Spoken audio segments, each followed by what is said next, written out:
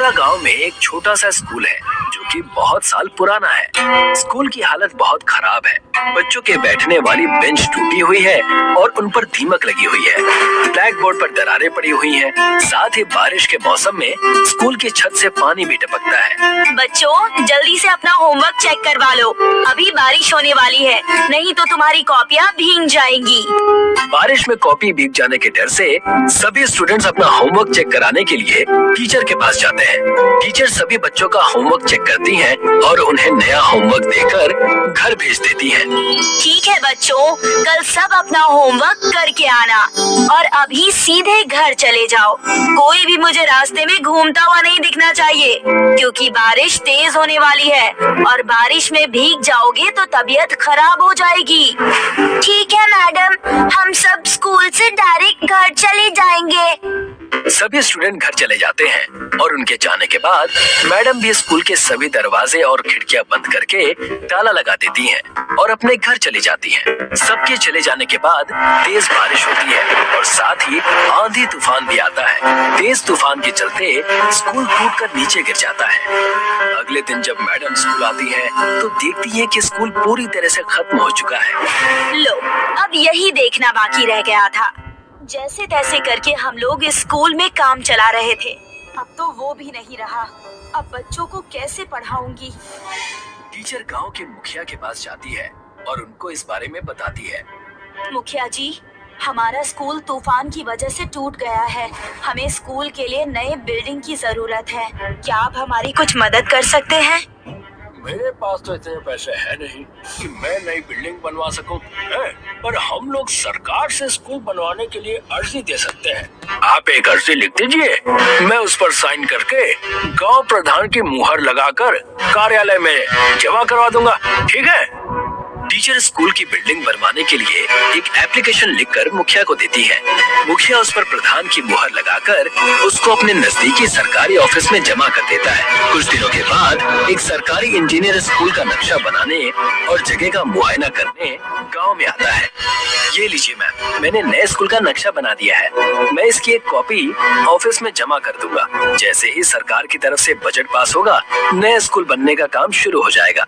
Teacher को नए school का नक्शा देने के बाद इंजीनियर वहां से चला जाता है और सरकारी ऑफिस में स्कूल का नक्शा दे देता है, पर सरकारी अफसर इस विषय पर कोई भी ध्यान नहीं देते और बहुत समय गुजर जाने के बाद भी स्कूल बनने का काम शुरू नहीं होता है। कई महीने इंतजार किया, अब तो 1 साल होने को है। अभी तक नया स्कूल बनने का कोई संकेत तक नहीं है। मुझे तो नहीं लगता कि सरकार हमारे लिए स्कूल बनवा कर देगी। टीचर इस बारे में इंजीनियर से बात करने के लिए उसके ऑफिस जाती है।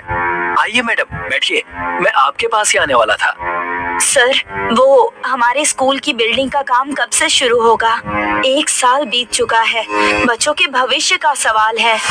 अब आपको क्या बताऊं मैडम, मैंने तो उसी दिन नक्शा दे दिया था, वो पास भी हो गया था। सरकार की तरफ से जो स्कूल बनाने के लिए बजट आया था, उन पैसों को सरकारी अफसरों ने खा लिया और कागजों में ये दिखा दिया कि स्कूल बन चुका है।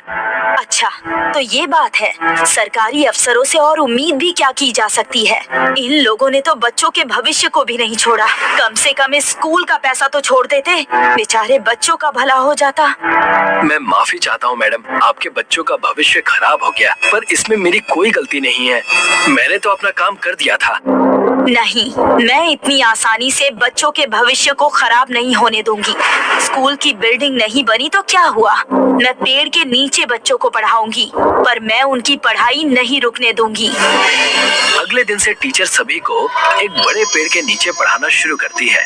सभी बच्चे अपने इस तरह की क्लास से बहुत खुश थे, पर तभी अचानक से बारिश शुरू होती है और बच्चे बारिश से बचने के लिए इधर उधर भागने लगते हैं। अरे, कहाँ जा रहे हो? आराम से बच्चों, बारिश में फिसलना मत। कुछ बच्चे पास में पड़े खराब रिक्शा के अंदर बैठ जाते हैं। मैडम भी रिक्शा के अंदर चली जाती हैं और आगे ड्राइवर की सीट पर बैठकर बच्चों को पढ़ाने लगती हैं। ये तो हमें अच्छी जगह मिल गई है बच्चों, हम लोग यहाँ बैठकर भी पढ़ाई कर सकते हैं। पर मैडम, इस रिक्शा में तो सिर्फ हम 4 लोग ही पढ़ाई कर सकते हैं। बाकी के स्टूडेंट्स कैसे पढ़ेंगे? इस बारे में कुछ सोचना पड़ेगा। मैं कोई उपाय निकालती हूँ। तुम आज का अपना लेसन कंप्लीट करो और घर चले जाओ।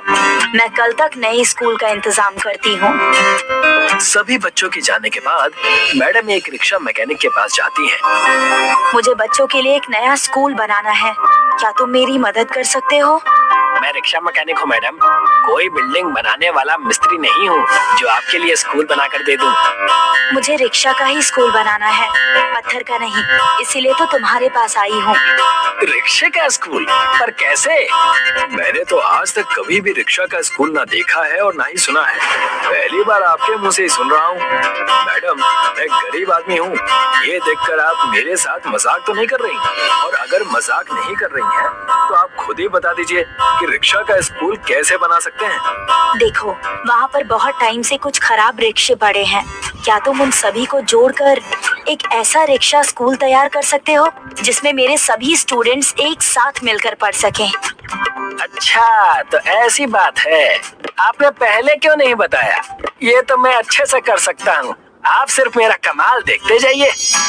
मैं सभी खराब रिक्शा को जोड़कर एक ऐसी पाठशाला बनाऊंगा कि आप देखते रह जाएंगे। अब वो मैकेनिक सभी खराब पड़े रिक्शा को एक जगह पर इकट्ठा करता है और वेल्डिंग करके जोड़ देता है। ये लीजिए मैडम, आपका रिक्शा स्कूल चकाचक बनकर तैयार हो गया है। पढ़ने के लिए ब्लैक बोर्ड फिट कर दिया है। बहुत बहुत धन्यवाद। तुम्हारा जो भी बिल हुआ है वो मुझे दे दो, मैं पे कर देती हूँ।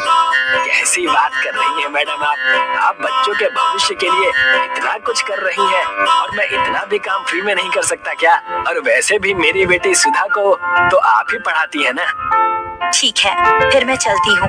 बच्चों के स्कूल का टाइम हो रहा है। अब टीचर रिक्शा स्कूल की ड्राइविंग सीट पर बैठकर उसको चलाने लगती है और बच्चों के घर जाकर उनको पिक करती है। एक औरत को रिक्शा चलाता देखकर लोग उनका मजाक उड़ाते हैं, पर टीचर उनकी बात पर कोई ध्यान नहीं देती है।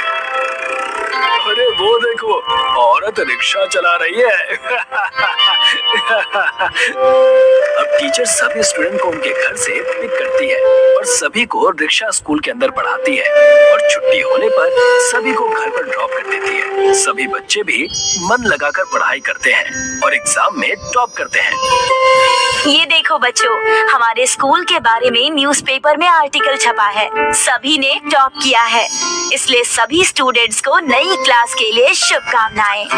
अब ये बात सभी जगह फैल जाती है कि एक टीचर स्कूल ना होने की वजह से रिक्शा में घूम घूम कर बच्चों को पढ़ाती है। सरकार के कानों तक जब ये बात पहुंचती है तो सरकार उन घूसखोर अफसरों को नौकरी से निकाल देती है जिन्होंने स्कूल बिल्डिंग का पैसा खाया था और टीचर को उसके इस नेक काम के लिए अवार्ड से सम्मानित करती है।